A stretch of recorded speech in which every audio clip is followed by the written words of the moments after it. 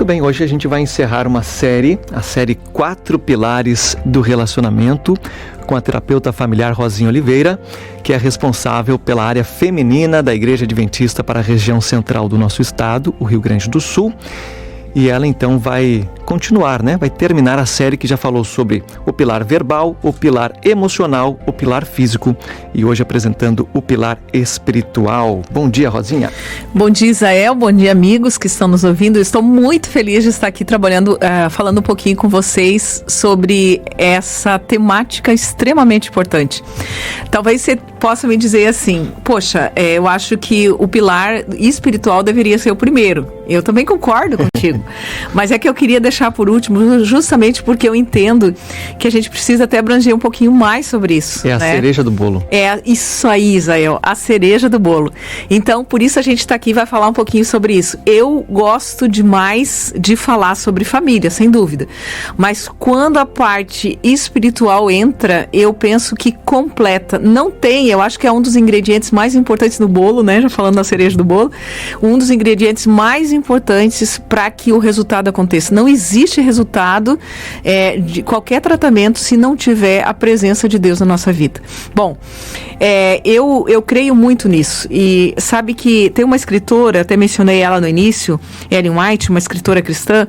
Ela foi inspirada por Deus e trouxe pra gente muita informação de família, educação de filhos. Até, Isael, na próxima quarta a gente vai começar então, uma abordagemzinha maior dentro da família, crescendo um pouquinho aí, falando sobre os filhos.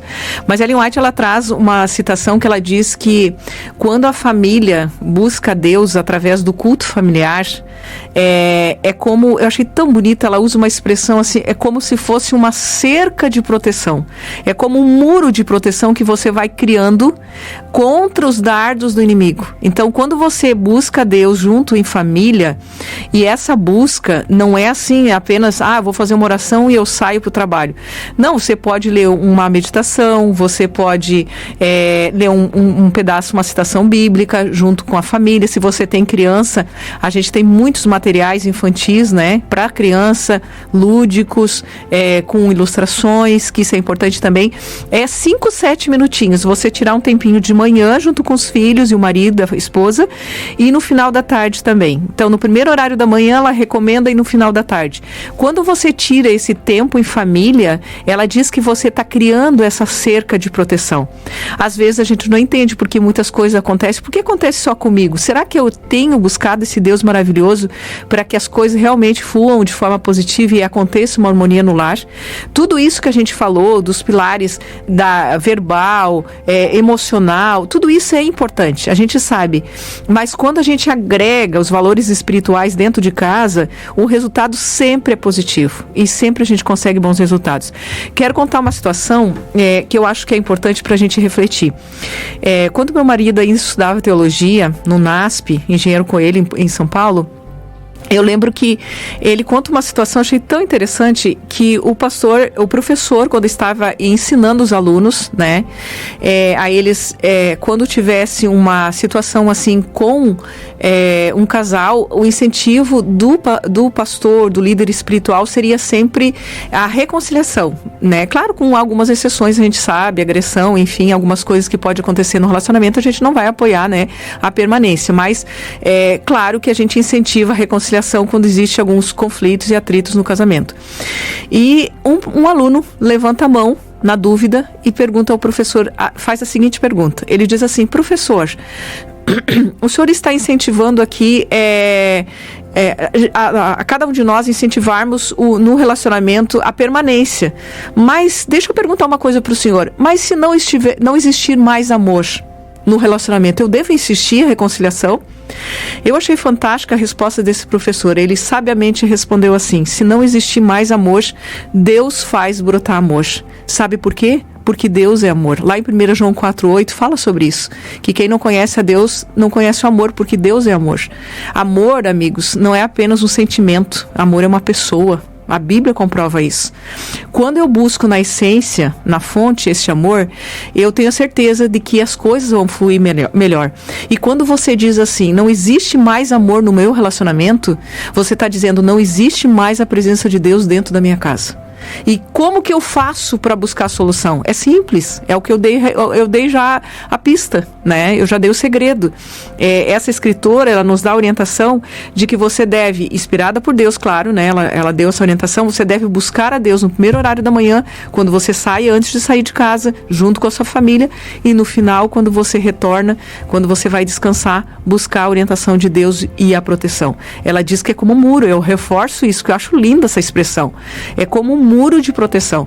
Se está faltando amor em sua vida, Deus pode restaurar, pode ter certeza disso. É Deus que faz o conserto. Não existe outra forma. Eu posso buscar e colocar aqui várias estratégias, mas a única estratégia que faz a diferença dentro da minha casa é a presença de Deus.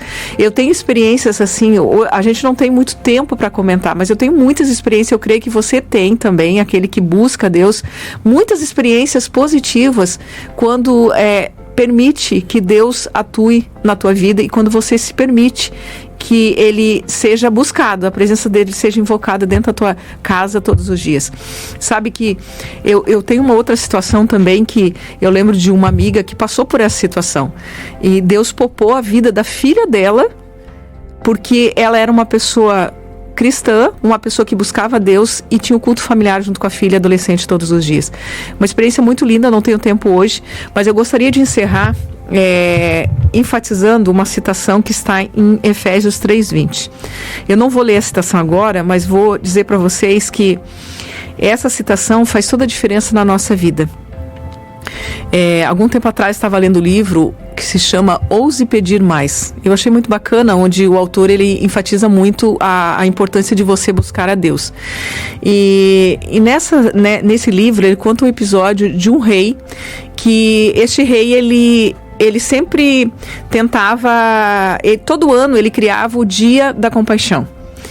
E nesse Dia da Compaixão, o que era isso? Ele abria oportunidade para todos, não só os súditos dele ali da corte, mas todos os vizinhos, as pessoas que moravam próximo, para pedir algo para ele e ele dava um presente para essa pessoa. Então muitas pessoas iam até o rei, lá na corte, e pediam presentes variados, principalmente presentes assim a nível de necessidades primárias, como por exemplo alimentação, remédios, roupas, né, necessidades mais urgentes.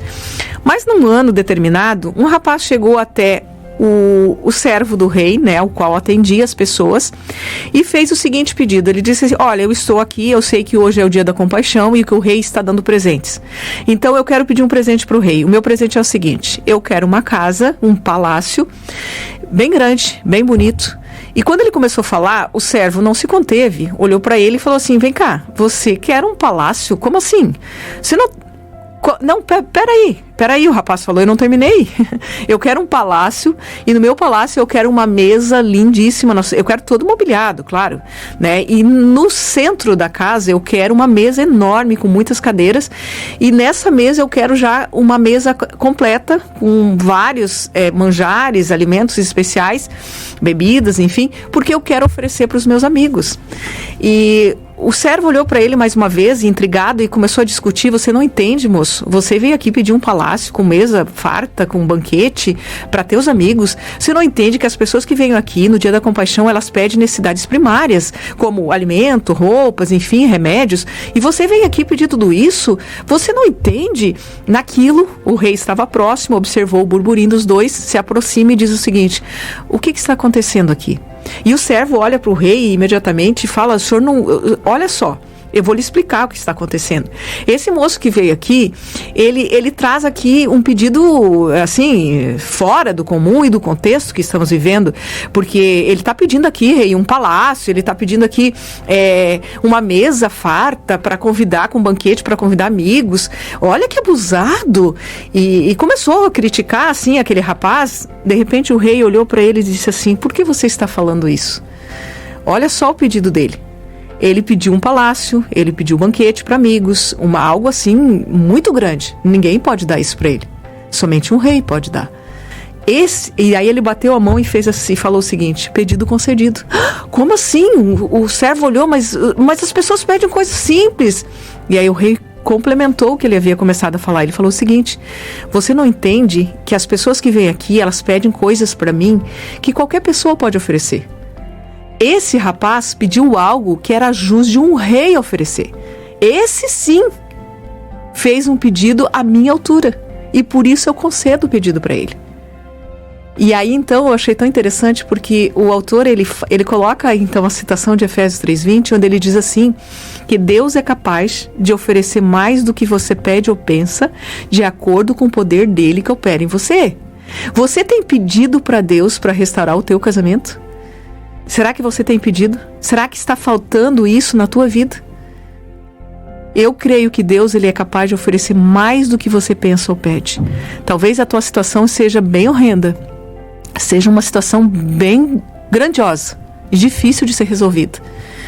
Mas Deus é o nosso grande rei e Ele pode restaurar qualquer dificuldade, podar qualquer aresta que existe no nosso relacionamento.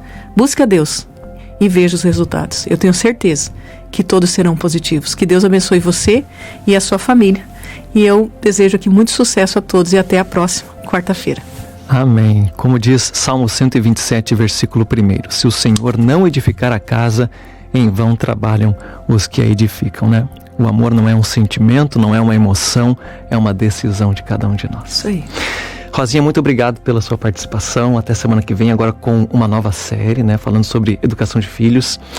E para você, amigo ouvinte, deixo aqui meu abraço, meu carinho, meu desejo de que você fique na paz e meu desejo de a gente poder se reencontrar amanhã a partir das 8 em mais um Bom Dia Novo Tempo, se Deus assim permitir. Grande abraço e até lá.